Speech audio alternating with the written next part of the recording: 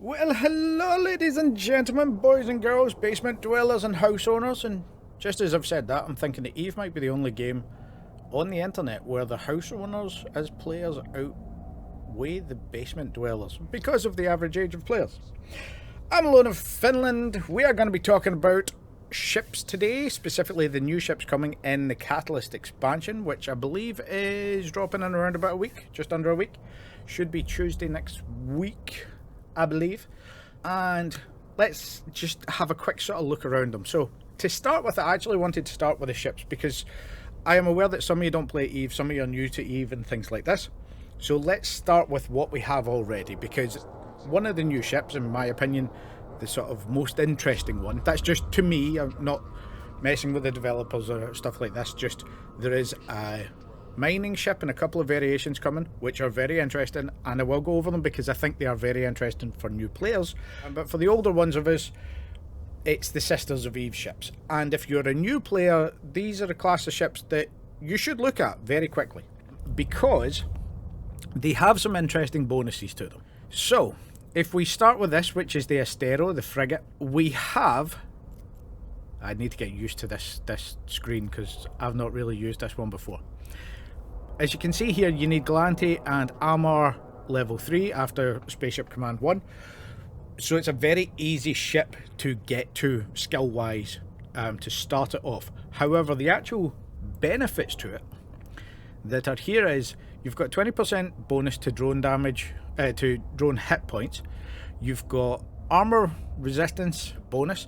You can use cloaking devices. So you can use the Covert Ops cloak, but you also get 100% CPU reduction in normal cloaking. So if you haven't trained Covert Ops yet, you can still slap a base unit cloaking device in it, go into low sec and be able to hide if you need to. And then you've got the core combat scanner probe and the relic and data analyzer virus strength bonuses that allow you to do exploration, just general searching for things. So if you want to use them as a ship for finding other ships, that would be your combat scanner. Or if you're one of the people early on that wants to go into a mission hub and scan down tractor units and things like that to just loot, then that's something that you could do with a ship quite easily. Although it's got a bit of a smaller cargo hold because it is a frigate, it is something that is quite useful. So it's an interesting set of bonuses for a very new player. If you're wondering about this is skinned... I can't remember. I've got a ton of skins for these. I've not actually bought any of them, but I think this came with Plex at one point. So did this. And these ones, this is the most recent one. These ones were all things that have sort of popped in here and there. You can pick up skins as you go. But the base thing looks like this. Nice and simple. The white and touch of red. And it is a phenomenally good ship. Now, the next stage up from this is the Stratios. Now for me, I don't actually have one in this station. However, as you can see, I've got a fair few of these. And if I just quickly go through some of the fits, yes, they are not great fits, but they are what they are. I've got them set up in general for doing relic and data sites. However, as you can see here, I've got them with a little bit of a PvP fit, so that if I get jumped in a site, I might have a chance to fight them off, I might not. Some of them are, as you can see here, multi-use for tractor units. You have a good sort of general sort of run with these where you can set them up in a variety of ways. So if we actually have a look at the specific bonuses for the Stratios, you still get the drone damage bonuses, you get the armor resistance. However, for the cruiser, you also get medium energy turret optimal range. So you can shoot further with the energy turrets, and because the energy turrets use less ammo, if you're using standard ammo, it basically never cracks on you. So you can run for a while without taking up too much space in your cargo hold with ammo. As you can see here, this one's got a cap thing because it's not exactly built for for running these sites. But again, this is a ship that is a good all-round ship and something that again is very easy to get into. Low skill requirement for a lot of sort of customization. You can go different ways with it. You can run missions, you can run PvP, you can use it for just sneaking about the place. It's a very useful ship in general. And then after that, as the big boy of the group, we have, I always forget the name of the Nestor, we have the Nestor. Now this is one that I don't actually own anymore, because at one point, towards the beginning of my sort of YouTube stuff, the Nestors became very valuable in how much you could build them and sell them for, to the point where if you were buying all of the materials from Jita, building them and then selling them without leaving Jita 4.4, you could still turn a 200 million profit per ship. And if you were building a couple of jumps outside the Jita like I was, you could actually change that profit to about 300 million. So I ended up selling off all of the Nestors that I had and then using it to snowball for a while. Now that is sort of died because of changes to the way that things are built in the industry section, and partially because of the introduction of, where are they? These little chips that you need to buy from, there we go, the net resonators that you need to buy from the station. So this actually, I think it was introduced to bring more people back into using the mission agents and sort of push people back towards that. I think that was the idea behind it, I'm not entirely sure. But this sort of went for all of the Navy ships. Now with this, I think, and this is just my assumption, but I think that this is going to be how the new ships present themselves first, or at the very least how the new Sisters of Eve ship presents itself, where you'll be able to pick up the blueprint from here. As you can see here, I'm sort of stacking up some loyalty points so that I'll be able to grab a blueprint and grab one fairly quickly. It is a usual thing that the prices on the market massively inflate these in the first couple of days to sometimes the first couple of weeks. So manufacturing them, you might be able to turn the profit, but I don't know. That's up in the air. Sometimes it's worked out really well. Some, for instance, the last Angel battle cruiser worked fantastic for me, but sometimes it stabilizes a lot quicker than people realize. So for instance, the industrial ships, the haulers that came out in one of the last expansions, you could turn a lot of profit in the first couple of days, but by the end of the first week the price had stabilized. So that's something to keep an eye out for. With that being said, let's actually talk about it. And for this, I'm going to bring in, I'm not going to put the actual audio on, but I am going to bring in the video from Eve, because that's where the main sort of group of this information is. So as you can see here in the background, we have the new Sisters of Eve. In the foreground we have the new destroyer that's coming out for ore. So it will be the mining destroyer. To focus on the Sisters of Eve ship for a little minute, the general idea behind this is that it's a battle cruiser sized ship.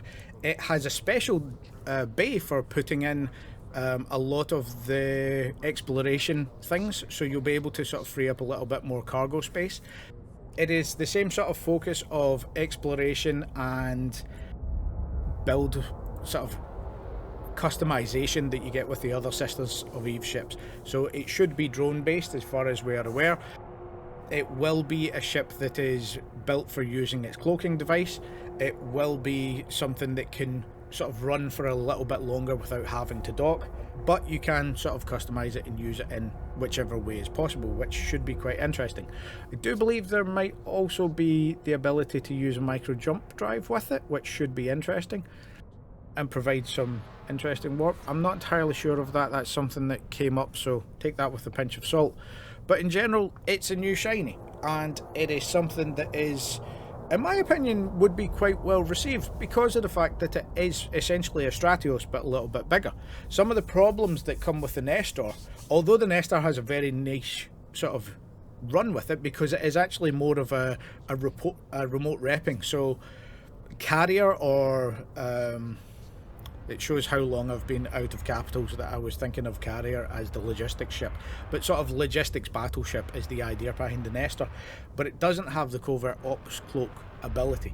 So that is something where it kind of loses the Sisters of Eve run that the other SOE ships have. This is something that will have that, so you will have maximum sneakiness, you will have the ability to ambush, but also if you're an explorer, you will just have the ability to go out for longer and run for a little bit longer, using sort of safe log off and things like this, and not having to come back in and worry about that a little bit too much. Also with a little bit of the tank to avoid the spank if you get sort of trapped into a gate and things like that. So a very useful ship, and to be honest with it, it is gorgeous, absolutely gorgeous. The designers have really outdone themselves. I heard the comment that the sort of back orb thing was kind of inspired by the exploration sites themselves. So I think it just looks absolutely stunning, and it should be something, especially something for the drone guys.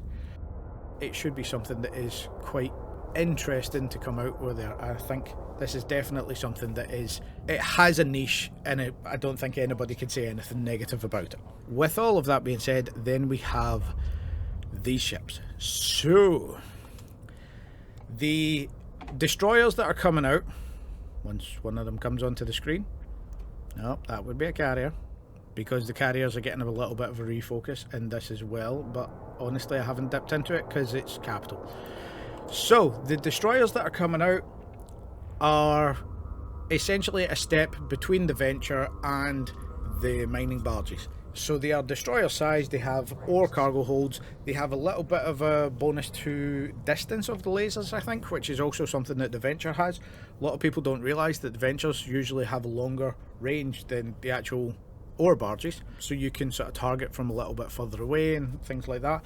They are very good for ninja mining because they are throwaway ships. If you want to take no implants, a little ship, and then jump into a dangerous area, do a bit of mining and try and get out in a way that if you lose the ship, it doesn't cost you much, then the Ventures are king for this.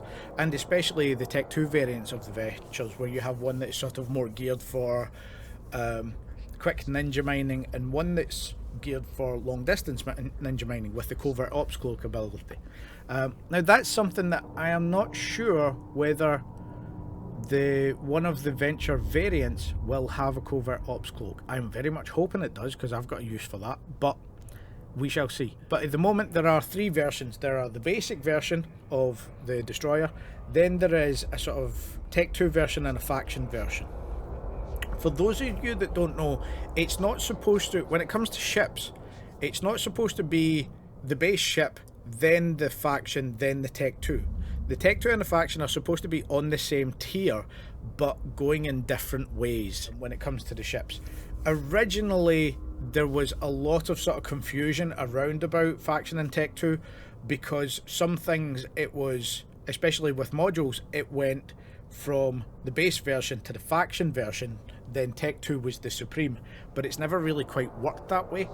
And there has actually been two conflicting statements back in the day, but two conflicting statements with pictures as evidence of what the devs were thinking. Different devs were thinking different things, where Tech 2 would be superior, and another dev was saying that faction would be superior but in a different way. So it's like more bonuses to projection of the damage as opposed to the tanking ability or stuff like this. So these sort of should be considered side by side, not you go to the faction then you go to the Tech 2. Obviously the faction has lower skill requirements than the Tech 2, which is why Tech 2 stuff usually hits a bit harder, but at the same time they've got a little bit different niche in the roles. And for this there is actually some graphical changes between the two of them. They've sort of made the front of it slightly modular, as they were saying, which will account for slightly different projections, or sort of projection of force from it, even though force is a weird multiplier to talk about for a mining ship. But the idea in general is the fact that you will have sort of different abilities from them, and so they'll fall into different niches, but they are an early game ship that could be useful for the later gamers. These things are something that I'm quite excited for, because I've been talking about this for quite a long time, but the new shinies is something that everybody gets behind. If there is a new ship, it's something that everybody enjoys. And even if you might not, and I've been this person as well, even if you've not quite understood what they are doing, or the likes of the previous haulers that came out, where instead of having a focused bay that was kind of useless for the vast majority of people, they just doubled it up. So you had a useful bay, it would compete with the other haulers, but you also had this specialised bay for what they wanted. I think this is a fantastic thing, and this is something I'd like to see more of going forward. When we're talking about these things, I think we should get to the point where we're starting to see Tech 3 variants, because we had this Tech 3 cruiser thing and then Tech 3 destroyers, but it's never really been sort of experimented with, and I think that's a bit because the Tech 3 cruisers were overpowered in their original state. They've been sort of nerfed a couple of times, but if you aren't using them as power projection but more as customizable ability. So for instance, a Tech 3 hauler, where you could actually swap out modules for what it could carry, and you could have something that is essentially modular cargo holds. I think there's a niche for that, there's an interest for that, and especially if you can put in things like, what is it, the anti-bubble modules or things like that as standard. Which also, I literally was thinking about this on the drive home today. I thought, when they're talking about the multi-plasmids, because there's some changes to the multi-plasmids for certain modules, for mining modules that are coming out, what if you could actually use multi-plasmid on a ship? So instead of putting your rigs into the ship and having a modification that you could undo, you get something that could boost or nerf stats on a particular ship hull. But once you've done that, that ship is never being repackaged again. It is there, it is done, it is solid. And because of RNGesus, that's also something that would trash a whole load of ships, because if you hit the wrong RNGesus and you get a crap ship, you're just going to bin it. Not many people are going to use it. So it's something that would feed into what a lot of people talk about, where, well, the ships need to be destroyed so that there's a market for more ships. I don't disagree with that. I think that's something that could be quite interesting, to have multi-plasmids that actually just mess with the entire ship. I'm not quite sure graphically or anything like that. It's a kernel of an idea, and as I said, it popped into my head on the way home. So it should be quite interesting. The last thing that I want to show off is this. Now, if you are somebody who's coming into EVE and you are familiar with the map or the sort of basic thing, there has been a lot of people in the past that have sort of complained about the 3D thing, and I am aware from my own sort of experience in real life that a lot of people can't quite follow a 3D map. It's just something that doesn't make sense to some people. Some people get it, some people don't. It's kind of like those magic eye pictures that you used to get in the 90s, where some people can see them and some people can't. I used to work with a lot of caving stuff, so reading underground maps that are on a flat piece of paper is quite an interesting talent. And I worked with a lot of people who could do it because of experience, whereas me personally, I just picked it up. It didn't seem to be a problem. And I know other people that sort of have that same thing, where it just kind of makes sense almost immediately. But I used to work with a very experienced rigger who had an awful lot of problems. Even though he had worked in this field for 30 years, he was one of the main sort of guys for cave rescue in Britain, and he still had a little bit of problem the way that underground maps are put out. For those of you that don't know, they usually show every pathway. They kind of show them from an angle. They are not exactly to scale, and they show multiple levels, especially when you're talking mines. They show multiple levels at the same time on top of each other. There are a few different ways of sort of drawing them, which is kind of where the problem comes in, because you can't always sort of translate the skills to the next person's art, because there is no standard for them. So it's not like a 2D map where you can just look at this side of it the way that they put it on YouTube, where it's just, here's the shaft going down the way and here's the cross pipes. But this is sort of similar. Some people have had problems with this, which is where Dotlan maps came from. If you don't know, Dotlan maps is the external website that a lot of people use for planning these things and for planning jumps and stuff like this. There's a lot of brilliant functionality into it, and I think after 20 years this has gotten to the point where somebody at CCP's going, hey, you know what, some of the external sites that a lot of people use are starting to die, because they are. So maybe we put that functionality into the game, because a lot of people use that. So this is where it's come from. I'm not sure if that's the reasoning, but what they are actually doing is putting an abstract map setup in, so you can see regions grouped by their specific, I've forgotten what you call them, the specific groupings that you get. So system, within the actual local organisations of the planets. My mind is entirely shafted today. You've got to love how fuzzy ADHD meds make you. Yeah, in general, I think this is a very good thing to put into the game. It is something that it's something that I think is fantastic, because it takes nothing away. It doesn't mess with how people see it. It doesn't take away old functionality. It just adds, and I think that's always the way to do it. As people know that have watched me before, I am very much a person who agrees with the mantra of, you should not ever nerf, you should only ever buff. And CCP's done this in the past in a lot of ways. Sometimes there is nothing they can do without doing that. For instance, those of you that existed in the fantastic old times where your drone bonus was not to strength but to number of drones. There was a lot of dislike around that particular update, but it had to happen because the drones themselves were CPU load. So just buffing the actual damage amplifier and the tanking stats of the drones was a good trade-off, so that you only ever had a maximum of 5 drones out as opposed to a maximum of 25 drones. And there is one ship still in the game that can kick out 25 drones, but talking subcap here, but unfortunately it is as rare as you can get, so that's the way of it. But it is something that it had to happen because it was a limit that they had, much in the same way as, for those of you that don't know, the whole warp to 0 thing. Originally you could not warp to 0 of anything, you had to warp to 15, that was the closest, and that was the idea behind it, was to promote this PvP. There was always a way to catch somebody at the gates. However, the player answer to that was tens of thousands of bookmarks per person that had every single route marked. So somebody had gone around and copied sort of 15 kilometers from a gate in the direction coming, or from beyond the direction coming from the previous gate, and you would have a bookmark for every single warp point. And they were fantastic amounts of money. There were also an awful lot of fakes. Luckily I never caught one, but a mate of mine bought a set of bookmarks that were fake, so none of the warp points were accurate outside of high sec. For me, I had an entire set of these back in the day, so that if I wanted to go anywhere, I clicked the specific bookmark so that I would warp to 0.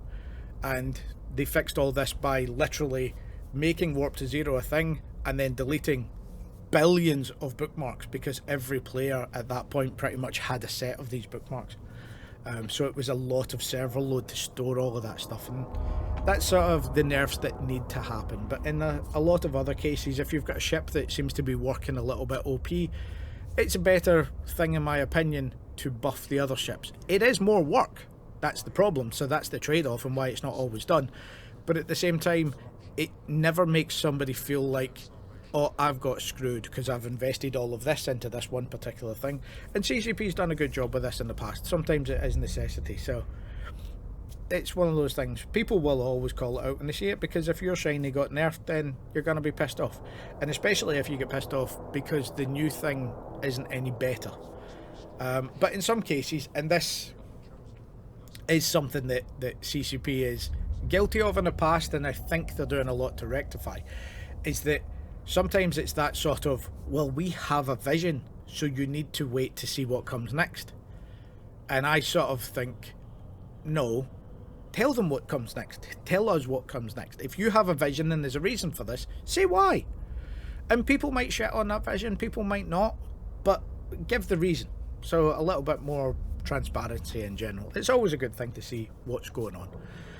And it calms a lot of people down, because if you've got 20 odd people sort of complaining about their own opinion, and a lot of it is opinion, even my stuff is opinion as opposed to fact, but then you'll get somebody coming along who might know less. I had this literally on second last video, where somebody came along and said, well, you say that these things about as many people living in high sec as living in low sec, it doesn't make any sense, and I disagree with this. Where's your proof? Like, well, the proof is out there, and actually I've linked it in previous videos. I don't want to go back through it and put it again, but this is CCP's figures, and if you just turn on the map, nice and simply, you can see this stuff, because you can see how many people are active in high sec versus how many people are active in low sec. So it's something that doesn't take a lot to see it at the base level, never mind the fact that these facts and figures have come out. And if you are wondering about this stuff, the EVE keynote speeches and the speeches that they do at FanFest, that's where you'll see an awful lot of this stuff. I advise anybody to watch them, because they are very interesting in general. There's a lot of good topics going out there, and you get a little bit of knowledge about how the game is being created. It is, and by the way, that sort of comment is of, I don't believe what you're saying. That is a good comment. That is a fantastic comment, because you should always take everything that is presented to you with a pinch of salt.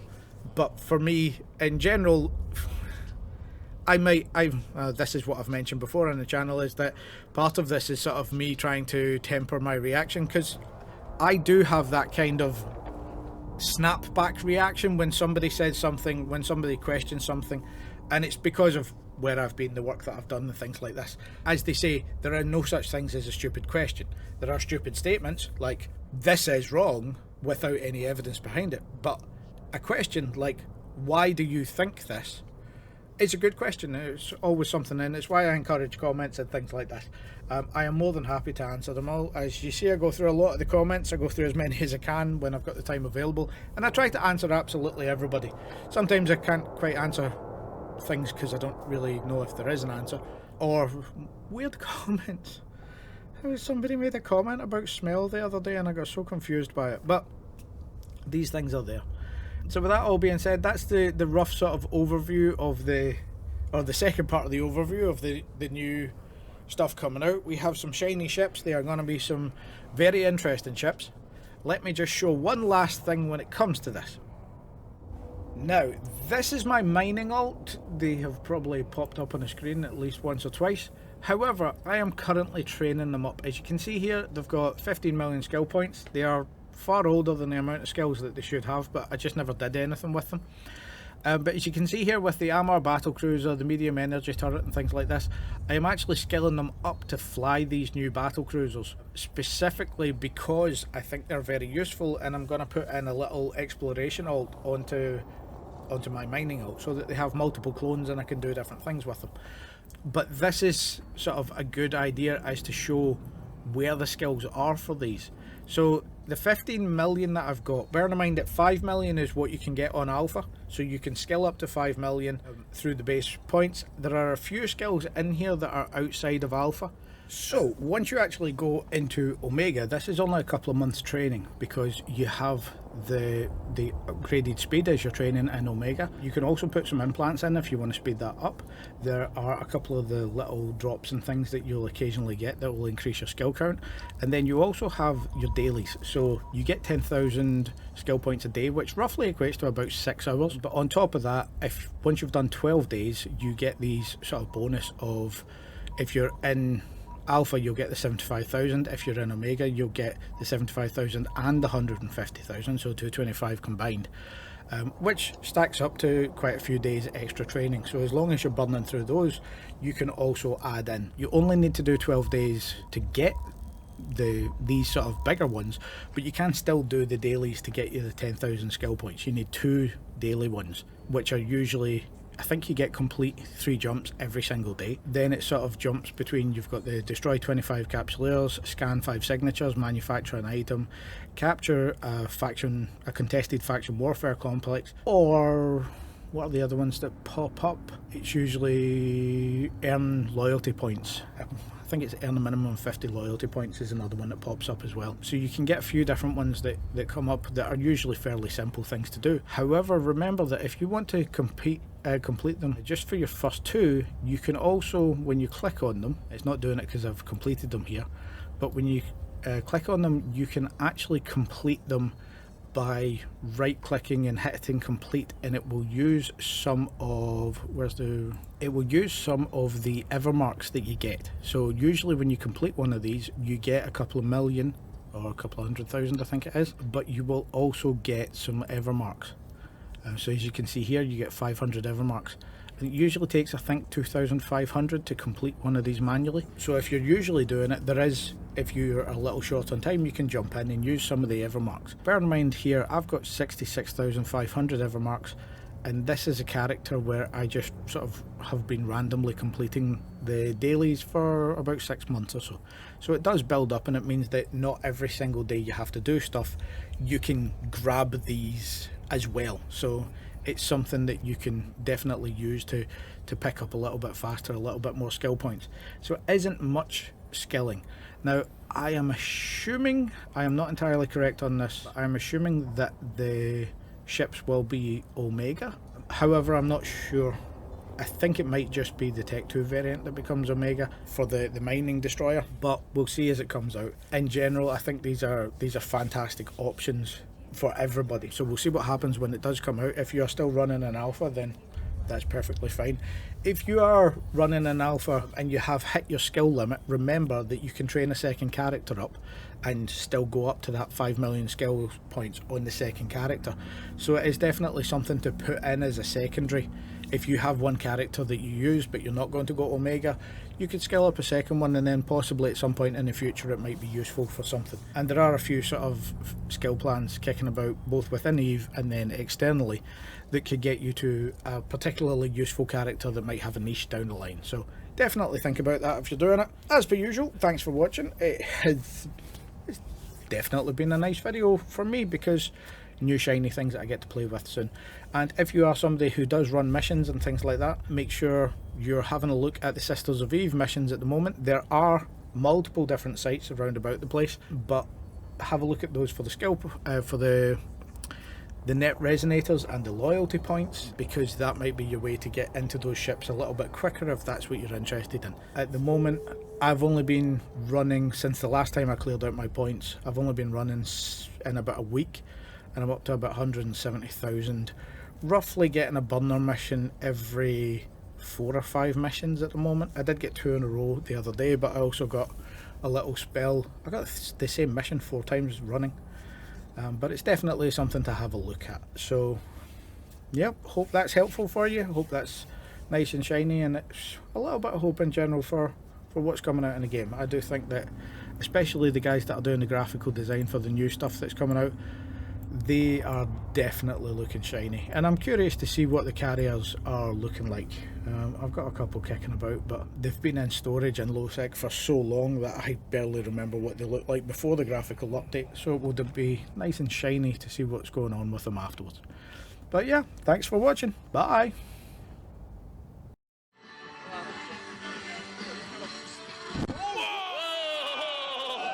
Whoa!